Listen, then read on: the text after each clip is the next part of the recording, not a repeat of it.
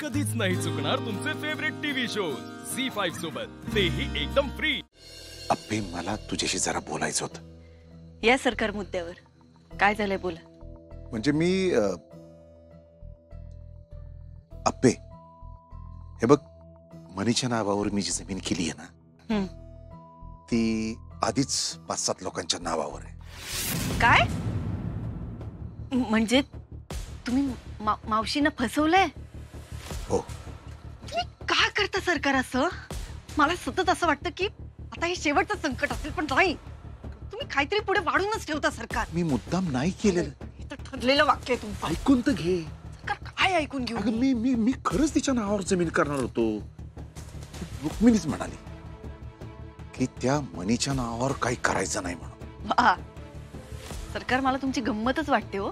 आधी तुम्ही आईंचं एक वाक्यही ऐकत नव्हता, एक शब्दही ऐकत नव्हता, आणि आता जे नाही ऐकायचं ते ऐकलं. असं नाही अप्पे. असंच आहे. आणि 1 मिनिट, आता मावशींना तुम्ही गंडवलंय हे त्यांना कळलंय का? हो. देवा, मी का केलं सरकार हे? तेच सांगायला आलो होतो मी. तुम्ही ना कायम काहीतरी घोळ घालून ठेवता, आणि तो जेव्हा निस्तरायची वेळ येते ना, तेव्हा तुम्हाला बरोबर अप्पी आठवते. असं नाही. असंच आहे सरकार.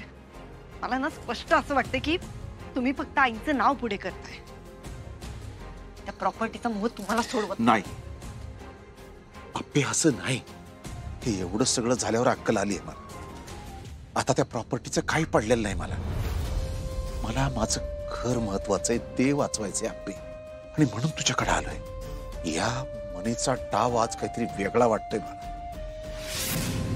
त्या मनीनं आज आर्याच्या आईचा विषय मुद्दाम काढलाय असं वाटतंय, आणि आईंच्या आवडीचं जेवण बनवून त्या सगळ्यांसमोर सत्य उघडकीस आणणार आहे. त्याचीच तर भीती वाटतेय मला. सरकार म्हणजे आता मनी मावशी आईंचं सत्य सगळ्यांना सांगणारे घरात. आणि काही झालं तरी आपल्याला ते थांबवायचंय.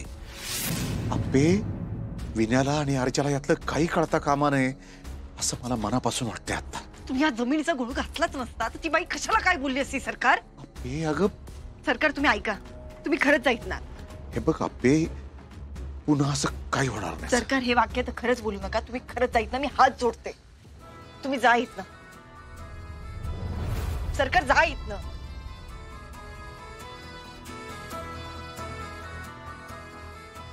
मनी मावशी जर असं काही करणार असतील ना, तर आपले त्यांना आत्ता जाऊन थांबवलं पाहिजे. काहीतरी कर.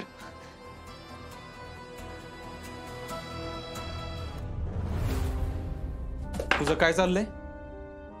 अरे स्वयंपाकात मदत करते ना. कशाला? तुला नाही म्हणून सांगितलंय ना. सुजय, आप्पीसाठी केलं पाहिजे. आज काम करशील आणि हळूहळू तुझ्याच गळ्यात टाकतील सगळं. असं काही होणार नाही. तुला नाही म्हणायला कळत नाहीये का? चिडतोयस कशाला? मी काय माझं काम बाजूला ठेवून करतेय का? यो मुद्दा नाहीच आहे आता, पण तू काम केलं तर सगळं अवघड होऊन बसल. म्हणजे हे बघ, मी तुला काय बोललोय, आपल्याला पुण्याला निघून जायचंय. त्यामुळे घरात पण सगळ्यांना असं वाटलं पाहिजे की आपण घरात असून नसल्यासारखं आहे, म्हणजे निघताना जास्त त्रास होणार नाही. हे असले काहीतरी विचार करतोस तू. बरोबर विचार करतोय. झी5 ॲप डाउनलोड करा आणि पहा सर्व एपिसोड्स एकदम फ्री.